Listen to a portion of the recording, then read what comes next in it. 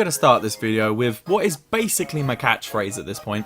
In the 1990s? There we go, I said it. There was a bit of a revolution going on in the area of cartoons for kids, and tons of TV channels sprung up to fill the niche. We'd get legendary channels like Cartoon Network, Fox Kids, and of course, Nickelodeon. A lot of the cartoons these channels were making were very strange and edgy, but they seemed to be working with the kids, cause we all loved these weird shows. I have a lot of memories watching a lot of the early Nickelodeon stuff around my grandparents' house, as we didn't have enough money to get anything above the 5 basic channels. That's right kids, we only had 5 channels back then.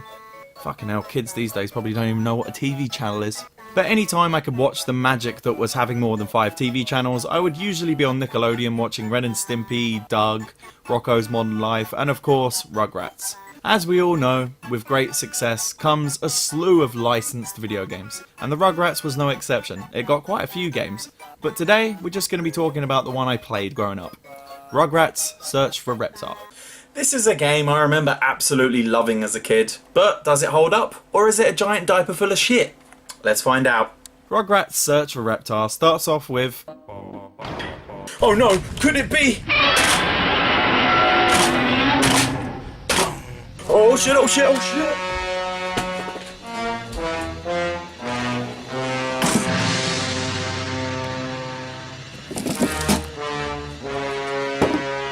Right, this box should have everything I need in it. Oh my god, this has everything I need! Cup of tea, bourbon biscuit, fucking brilliant, and of course, Freddo bar. Always need a Freddo bar and a fucking Godzilla attack, don't you? Oh, and the most important thing of all. Just get a fork and drop loads of little holes into the bottom. Great story, Paul. I feel much better now. How is your sex life? Absolutely delicious. I feel much more prepared for the dangers ahead now. Come on, Paul, join me on the review. Right, you sit there, Paul, and we'll get on with the review. You're going to keep me safe, aren't you, Paul? Flip this over, and there you have it. A soggy bottom. There's nothing worse. Steady on, Paul. Buy me a drink first. So, yeah, Tommy is emulating his hero Reptar, and he's looking for his Reptar puzzle. Where's my Reptar puzzle? Honestly, I don't know, mate. Paul, have you seen it? Spread it all over the bottom. And again, this is luxury. We're really going for the top end here. I think that means he hasn't seen it. I hate you all! Okay, calm down, mate. I'm sure we can help you find it.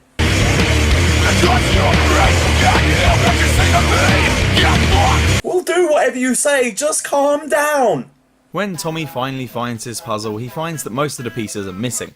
Wait, how do all the pieces even fit in there? That one piece is almost bigger than the whole Reptar thing. Anyway, you get where this is going. You've of course got to track down all the missing puzzle pieces by completing a series of different levels until the puzzle is complete. And after this intro cutscene, you're dumped into the Pickles household, which kind of acts like the hub world of this game. And you find all the game's different levels by finding items that activate the levels. And that's pretty much all you do in this area. You can pick up stuff and throw it, but it doesn't really do all that much. And now is probably a good time to talk about the controls in this game, because as I often say in these videos, the controls are bloody awful. This game has what I like to call PS1 camera control syndrome, and I do often comment on how shit the camera is when I do PS1 games, and this game takes PCCS to a whole new level, as there's literally nothing you can do to move the camera. In a lot of PS1 era stuff you could at least slightly guide the camera with the shoulder buttons, but not here, it doesn't seem to do that much. And sure, there's analog support, but it only works with the left stick. The right stick still does nothing, so you just have to leave the camera to its own devices and hope the thing does what you want it to, which of course, it never does. The bloody thing gets stuck on stuff all the time, and when you're trying to turn around, the camera will sometimes not turn with you and you're left running into the camera not knowing what's going on. And sometimes when the camera spazzes out, it can make your controls reversed, which is a massive pain in the arse when you're trying to walk around this fucking shit show. But this game has some real problems when you add in the awful controls of whoever you have the misfortune of controlling with the camera situation. It can get fucking annoying, especially in the few levels in this game that require you to actually platform, but I'll get into more detail about that later. Don't you worry about that. that. Everything just feels laggy and unresponsive, and that might have something to do with the fact that the game's frame rate is constantly up and down. It's usually fine until something starts happening on the fucking screen, which is a bit of a problem in a fucking video game. There's a few levels in this game where the frame rate is literally so bad that it makes the game unplayable. And because of this mix of a bad camera with bad controls, I found myself running around constantly bumping into walls, which is probably not great for Tommy's poor brain.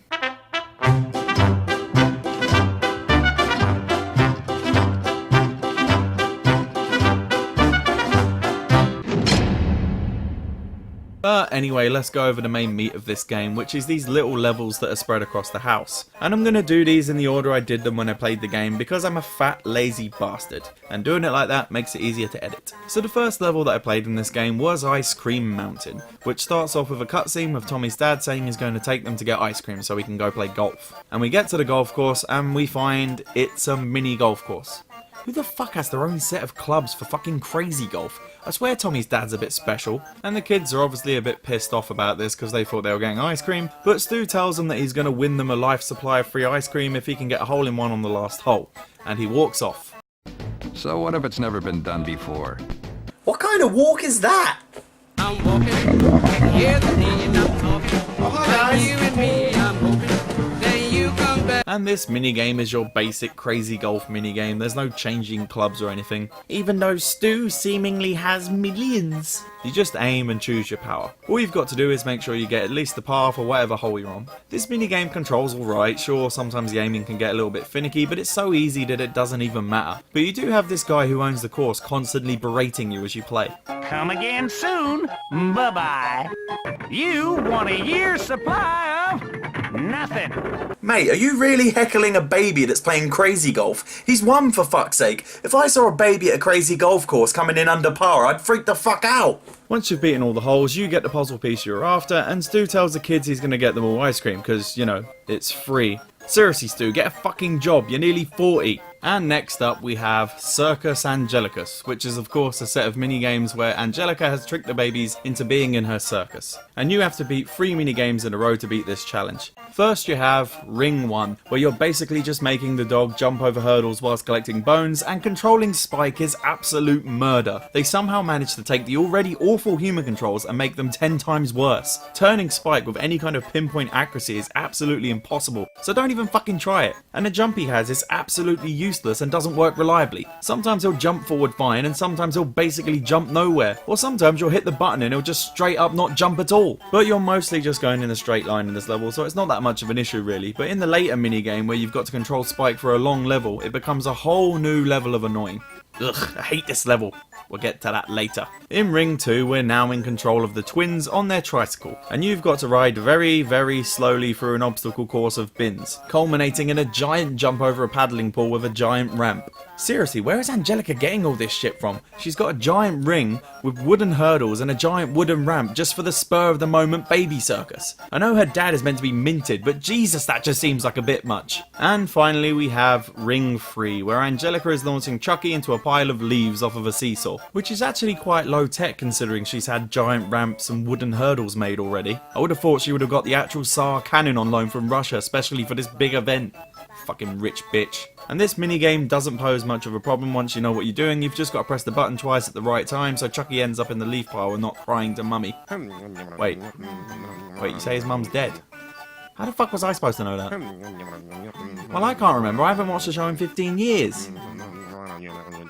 Okay, I'll preemptively apologise. I'm sorry I made a joke about your dead mum, Chucky. And after this level, that's when I got my first bonus level. And in this bonus level, the kids are trying to keep Angelica from stealing their cookies, cause, you know, she's fucking evil. And you've basically got to throw the cookies between the kids so Angelica can't get them, and eat them all before she can catch you. And there's also a variant of this where you're trying to keep chocolate milk away from her like the actual Rugrats episode. I mean, these bits aren't great, but they're not the worst either. And the next level I did after this is another fine example of how much of a bitch Angelica is. Tommy wants to have some coloured eggs, but of course the greedy bitch wants them all to herself. And obviously in this level you have to collect all the coloured eggs in the house before the time runs out, and this is just a pretty straightforward one. Next up is the mysterious Mr. Friend, which takes place in Stu's creepy basement lab, and Tommy has got to fight an army of Mr. Friends.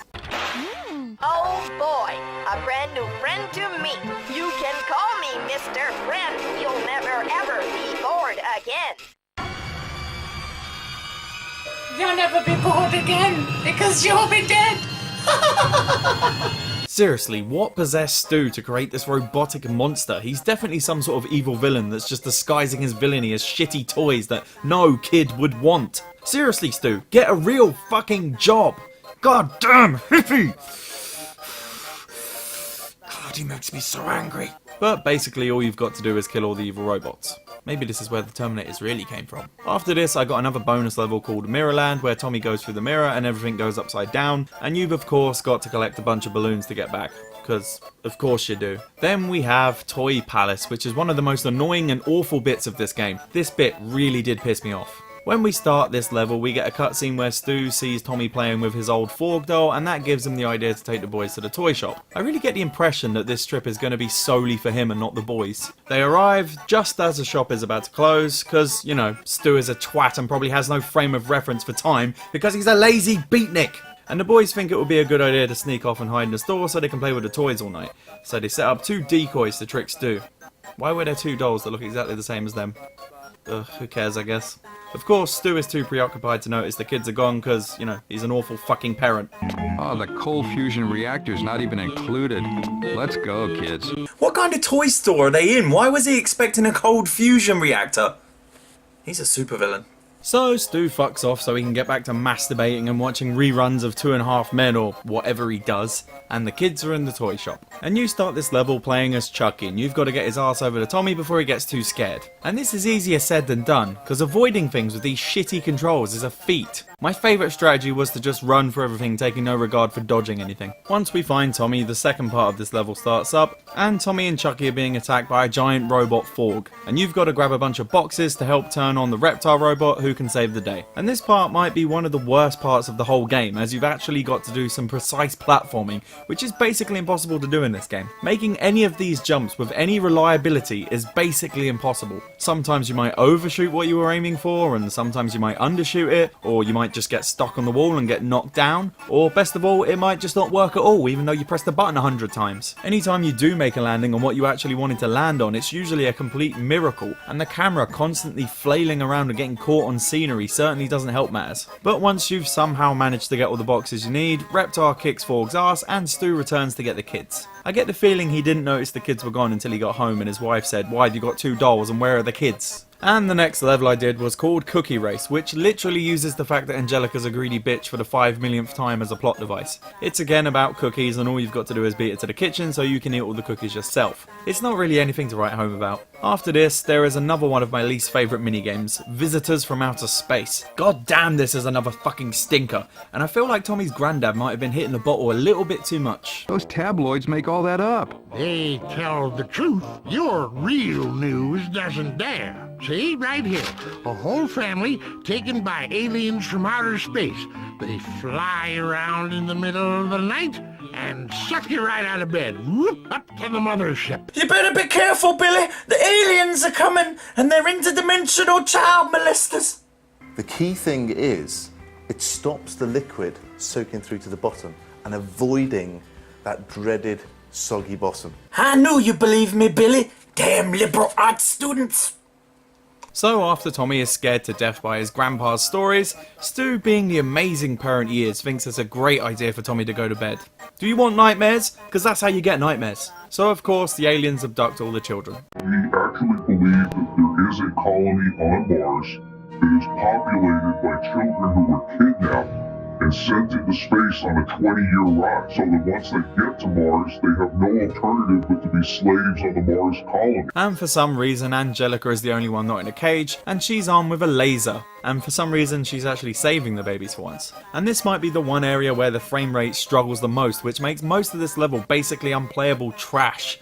Your TV remote laser gun is one of the most awkward things to aim. It sort of just works whenever it feels like it, you know, kind of like everything else in this godforsaken game. And after you've suffered through the run and gun part of this level, Angelica saves a fish man from the planet Neptuna. I got humanoids crossed with fish and stuff. I mean...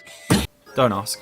and he turns the gravity off and you've got to float through the air vents for the rest of this level. And this bit, like the rest of the level, of course, runs at about 1 frame per second and controls like Shrek drunk at a Smash Mouth gig. And after the vents, this piece of shit level is over, the babies desert this bitch on the spaceship, and we're done. After this level, I honestly thought this game couldn't get any worse, but I was very much mistaken. Then there's Grandpa's Teeth, which opens with Tommy's crazy grandpa wanting to eat some potato salad, and everyone doesn't want him to take his teeth out because he'll lose them like he always does. And of course he ignores them, takes them out, and then they predictably get stolen by the dog, and it's up to Tommy and Chucky to get them back. This level is essentially a hedge maze filled with geese that attack you while you're trying to find your way around it. And this is made very difficult by the janky camera and the janky controls. You'll be constantly losing where you are and bumping into walls and getting fucked up by geese. Once the maze is taken care of, one of the geese gets hold of Grandpa's teeth and Chucky, and you've got to chase them down by riding on Spike, and this is honestly one of the better controlling bits with Spike. After you chase the goose down, you've got to save Chucky from the goose that's chasing him by hitting the bird with what I can only assume are ice hockey pucks. Once you've done this, Grandpa will finally have his teeth back. In another Grandpa themed level, we have Incident on Aisle 7, and this is of course another terrible level. Grandpa is all out of fudgy dinglings.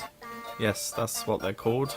So he takes Tommy on a trip to the store to get some more, and while they're in the shop, Tommy sees a Reptar cereal is out, and he escapes the trolley and goes on a mission to find the cereal. This is another level where you have to do a bit of platforming, which, as we know, isn't exactly this game's strong suit, and it definitely doesn't improve on this level. After you get through the first part of this level, you do a bit of pie throwing at some employees who are trying to stop you on your quest for Reptar cereal. We then do some more awful platforming, and then we have to defeat a giant blue lobster by pressing a switch, and that's this level over with. After this, I got another bonus level in which I was just literally collecting a bunch of coins for Angelica in a park. After this, we have Chucky's Glasses, which opens with the gang being annoyed at the rain stopping them from playing outside, so they decide to play some hide and seek inside the house, and of course they pick Chucky to be the seeker. And that bitch Angelica even makes him take his glasses off so he has more of a handicap.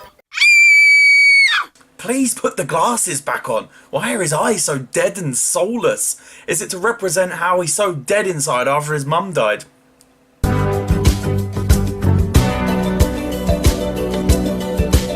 And this level is pretty easy, you've just got to find all the gang and race them back to the start. In the next level, called Let There Be Light, Stu in all his infinite wisdom has somehow managed to put the power out on the whole house, and Tommy thinks if he opens the fridge, the light in there will bring the power back on. I'll let him off, he's won. Armed with Tommy's trusty flashlight, that's not right, flashlight, Tommy has to take down a bunch of ghosts and find his way to the fridge. And this level works in exactly the same way that the Alien level worked, except for the torch doesn't always hit the enemies, and it's fucking rage-inducing. Once you make it to the fridge, Tommy realises he's too small to open the fridge, so he tries to get Spike to help him out. Once you reach Spike, they open the fridge, and the power magically comes back on exactly at the same time Stu fixes the power. How convenient. And this next level is the last level before you can take on the final boss level, and I purposely saved this level for last because it is by far the worst bit of this game. It's a broken, unplayable mess, and it just highlights all the weak points in this game. And this level is called The 7 Voyages of Cynthia. And at the start of this level, Tommy and Chucky have a boat that they've made and they think they need a captain. They find Cynthia, Angelica's prized doll, just lying around, so they decide to use her. I know Angelica's a cunt, but that's a little bit low. Why sink to her level? And as you would expect, Angelica finds out and goes apeshit. This must be the only time in the Rugrats lore where Angelica's rightfully pissed off. Spike, seeing that the boys are in danger of being murdered by a crazy bitch, springs into action to find the doll, and he takes to the sewers, and so begins the worst level in this fucking game. Why is this level so bad, I hear you ask? Well, let me tell you. Firstly, you're controlling Spike in this level, and in every level I've had to control Spike so far, he's handled like shit. But on those other levels, you were just generally going in a straight line, so it didn't really matter as much. But here they expect you to do precision platforming, which is pretty hard because Spike controls like a fucking tank, and he has the same problem with jumping that the rest of the characters do. And this level just ups the ante with the amount of shit you have to avoid. There's poisonous water everywhere, and you'll be falling in it a lot because of the shitty jumping. There's things blocking your path everywhere that wouldn't be as much of a problem in a game where the bloody controls were good. And the issue of the camera is just like a lovely set of sprinkles on this ice cream sundae of a dog turd. Once you get out of the sewers, you come to a little grassy area, and you've got to run around a little maze to find Cynthia within the time limit, find her, and this agony is over. So that's all the regular levels in this game, so now we come to the grand finale of the game, the last level. Tommy has finally found all of his puzzle pieces, and he puts it together, and after a job well done, he goes to bed and he dreams of Reptar murdering thousands of people. Man, this kid is fucked. With a dad like stew pickles, I'm not that surprised actually. You'd think doing a whole level with a giant Godzilla ripoff destroying a city would be pretty hard to fuck up, but they actually managed to make it boring. First off, this level probably has the worst frame rate of any of the levels in this entire game. You'd think their grand finale level would at least run alright, but no, as you can see, it's running like shit. All you have to do is walk around smashing stuff with 3 attacks until you get to the town hall. There's no challenge, no one trying to stop you. I mean, you would have thought they would have at least gave you some sort of final battle with Forg. I mean, you know, that would have made some sense. It would have been pretty awesome. But I do like how they chose to end it. I'm so happy, oh, happy, lucky me. I just go my way, living every day. I don't worry, don't agree. Things that bother you never bother me. Things that bother you never bother me. I feel happy and fine, ha-ha. Living in the sunlight, loving in the moonlight, having a wonderful time. I've got to admit, that's a pretty awesome way to end a game. So, does this game hold up? No. No, it fucking doesn't. It's a bloody mess of a game that I honestly can't believe I used to enjoy. Sure, many people will say, oh, it's a game for kids. But my point to those people would be, just because it's a game intended for children doesn't mean it has to be bad. Kids definitely deserve way better than this. I mean, Pokemon was intended for children and those games kick fucking ass. Anyway, thank you for watching, and I will see you later. I'm right here to stay where I'm home to stay. I'll be right in my prime. Living in the sunlight, loving in the moonlight, having a wonderful time.